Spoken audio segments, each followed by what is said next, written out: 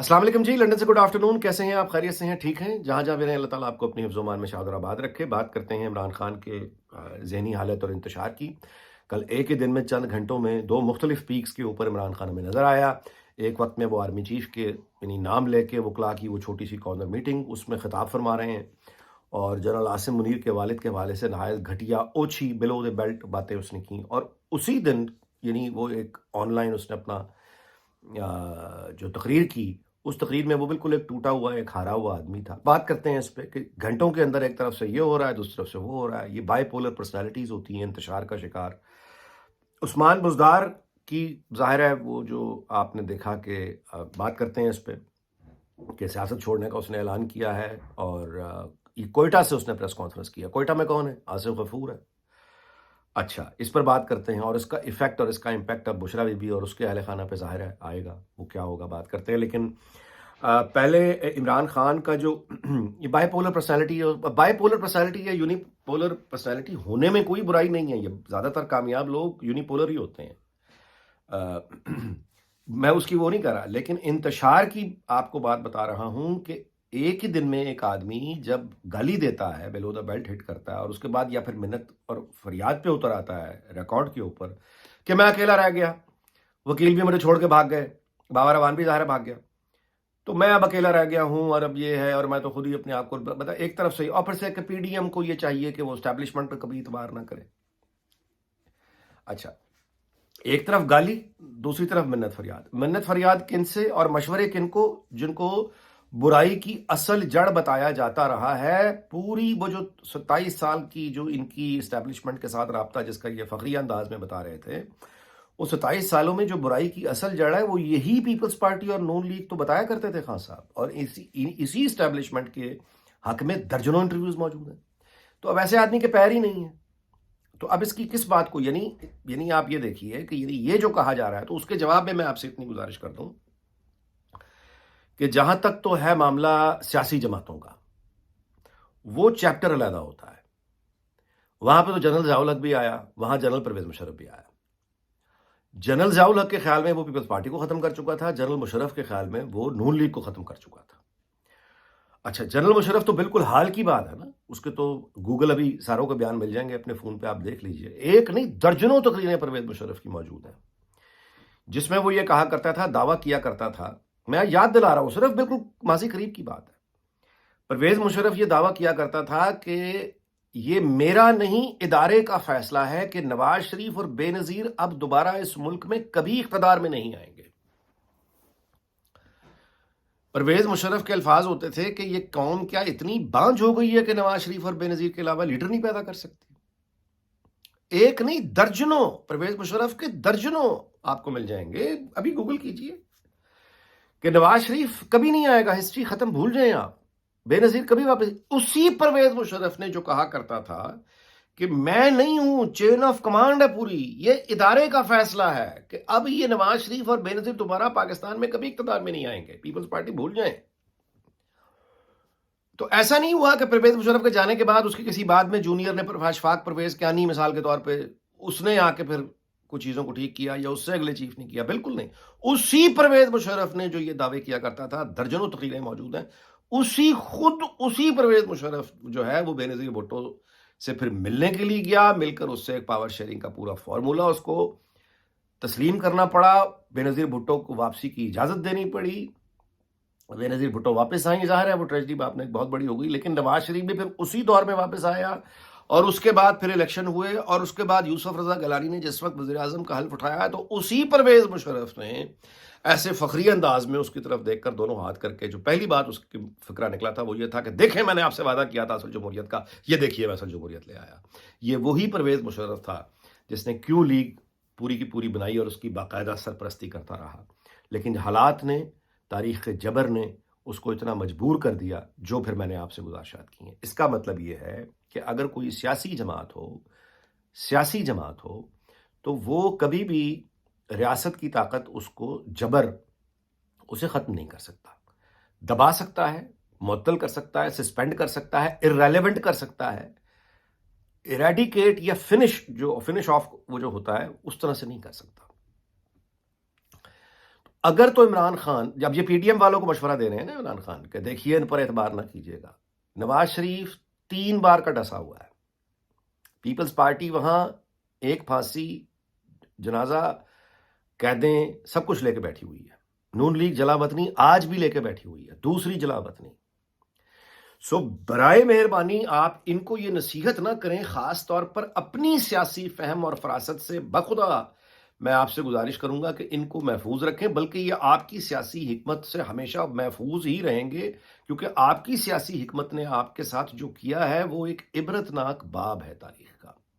کس طرح سے ایک آدمی جو اسٹیبلشمنٹ کا موسٹ لاڈلا رہا، جس کو بہت پیار سے اس کے لیے ہر ادارے کو ملیا میٹ کر دیا گیا اس کو طاقت میں لانے کے لیے، اور اس کے بعد جب وہ اس کی بدترین کارکردگی کے باوجود جب وہ حکومت سے آئینی طریقے سے فارغ ہوا تو اس کے بعد 1 سال تک، بلکہ 9 مئی تک، ہر طرح سے اس آدمی کے نخرے اٹھائے گئے، اتنے کہ پی ڈی ایم والے حکومت لے کر ان کی پارٹیز کی آپس میں تلخیاں ہو گئیں، پارٹیز کے اندر تلخیاں ہو گئیں کہ یہ حکومت کیوں لے بیٹھے ہم نے تو بیڑا غرق ہو گیا، عمران خان کا تو وہی کچھ نہیں رہا، یہ تو پھر واپس آ رہا ہے۔ اس قدر لاڈ کے ساتھ، اس قدر یعنی پروٹیکشن کے ساتھ عمران خان کو یہ سارے موقع ملے، انلیس اینڈ انٹل اس نے خود جا کے بم پہ لات ماری۔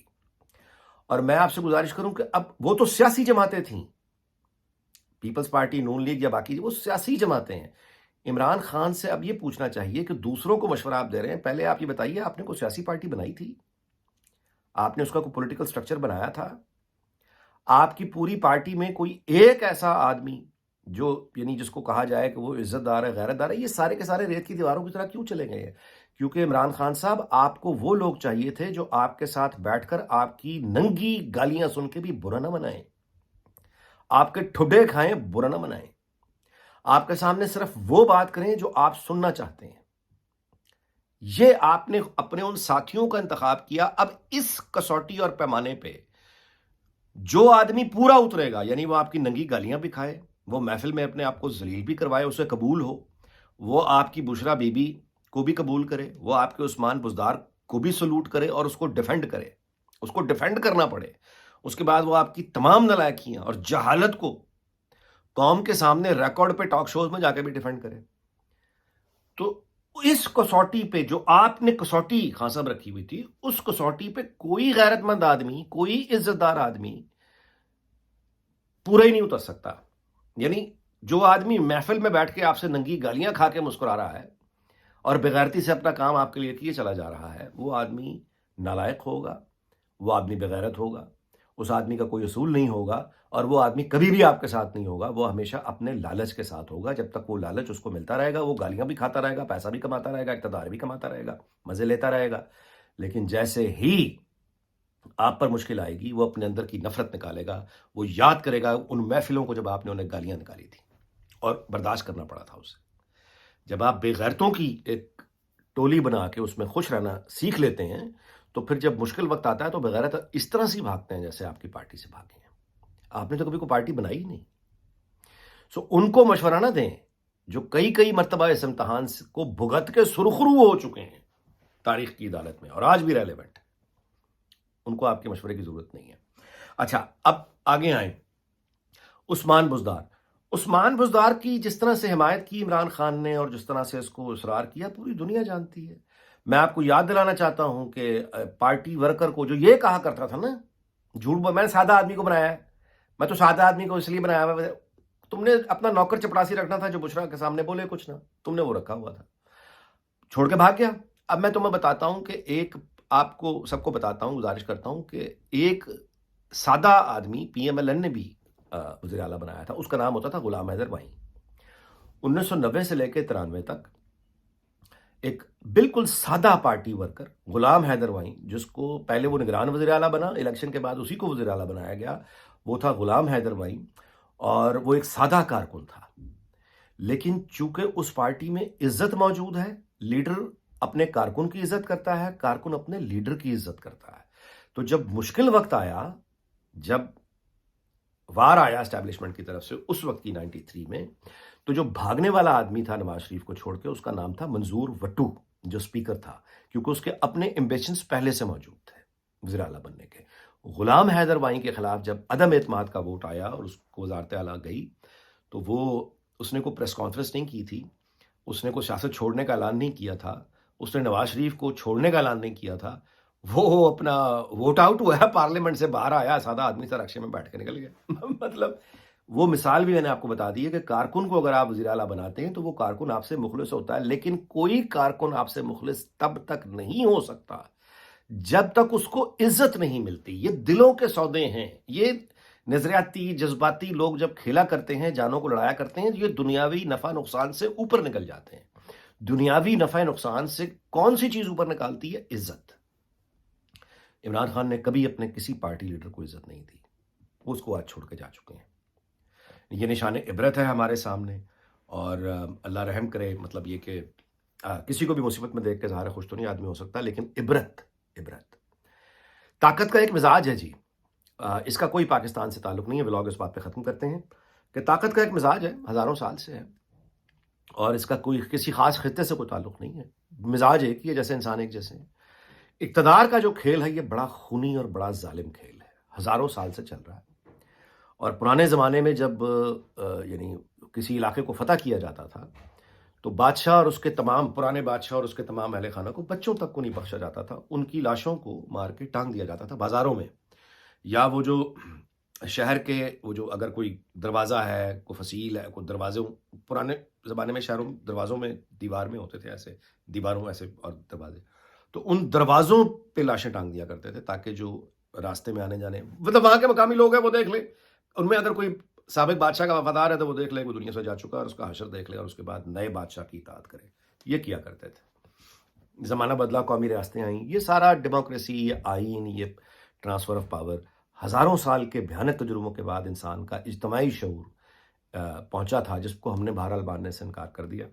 لیکن جس حد تک بھی مانا یہ اسی کی برکتیں ہیں کہ ابھی تک عمران خان صاحب زندہ سلامت بیٹھے خطاب فرما رہے ہیں، اور سب جانتے ہیں کہ کچھ بھی ہو جائے، اب آج کے دور میں یہ ممکن نہیں ہے کہ عمران خان کو اس طرح سے پھانسی چڑھا دیا جائے، یا زیادہ سے زیادہ عمر قید ہو سکتی ہے، وہ بھی مطلب۔ تو جس طرح سے میں نے آپ سے گزارش کی ہے کہ طاقت کا ایک مزاج ہوتا ہے، تو طاقت کو یہ للکار بیٹھا ہے، اب وہ چاہیں تو اسے 5 منٹ میں اٹھا کے آج بھی لے جا سکتے ہیں۔ کیوں نہیں لے جا رہے؟ اس لیے کہ وہ عبرت کا نشان بن کے سارے پاکستانی دنیا بھر میں دنیا دیکھ رہی ہے اس کو کہ یہ اس کا حال ہے، جس حال میں وہ آ گیا ہے۔ سب سے بڑا ظلم اس میں یہ ہوا کہ عمران خان نے اس گالم گلوچ کے ساتھ، اس بدتمیزی کے ساتھ، 9 مئی کے اٹیک کے بعد اس نے ملک میں وہ جو باقی تمام آئین کی سربلندی کے لیے جمہوری قوتیں جنہوں نے اسپیس لی تھی پارلیمنٹ کے لیے، سیاسی جماعتوں کے لیے، اس نے اس لڑائی کو بہت پیچھے پھینک دیا ہے۔ اور وہ سارے لوگ جو آئین کی حکمرانی کی بات کرتے تھے اور اسٹیبلشمنٹ کو آئین کے مطابق رہنے کا اپیل کرتے تھے، وہ سارے لوگ اب کیا کریں؟ وہ سارے لوگوں کا مقدمہ اتنا کمزور کر دیا عمران خان نے، کیونکہ اس نے فوج کا پولیٹیکل رول مکس کر دیا ہے اس کے وجود کے ساتھ۔ تو اس پہ اب ظاہر ہے کہ کیا ہو سکتا ہے۔ چلیے بہرحال، لیکن پھر بھی زندگی آگے چلتی ہے، لوگ آتے ہیں، لوگ جاتے ہیں۔ عمران خان نے کوئی پولیٹیکل پارٹی کبھی بنائی نہیں تھی، لہٰذا اس کا تو خیر بچنا کوئی دوبارہ واپسی ہے نہیں۔ پرویز الہی کو رہائی کے بعد دوبارہ گرفتاری ہو چکی ہے، اور عثمان بزدار کا سامنے آ کر کوئٹہ سے یہ پریس کانفرنس کرنا صاف بتا رہا ہے کہ اگلی باری بشرا بی بی کی ہے، اس کا اب بچنا مطلب ہے اب یہ گرفتاری ہوگی، اور اس کی جو بچے ہیں سابق خاوند سے، وہ بھی سب لائن میں اب آ چکے ہیں۔ اس دعا کے ساتھ کہ اللہ تعالیٰ پاکستان اور اس کے تمام ہمسایوں دنیا بھر کو شاد اور آباد رکھے۔ اگلے ولاگ میں آپ سے ملاقات ہوگی، اپنا بہت خیال رکھیے گا، اللہ حافظ۔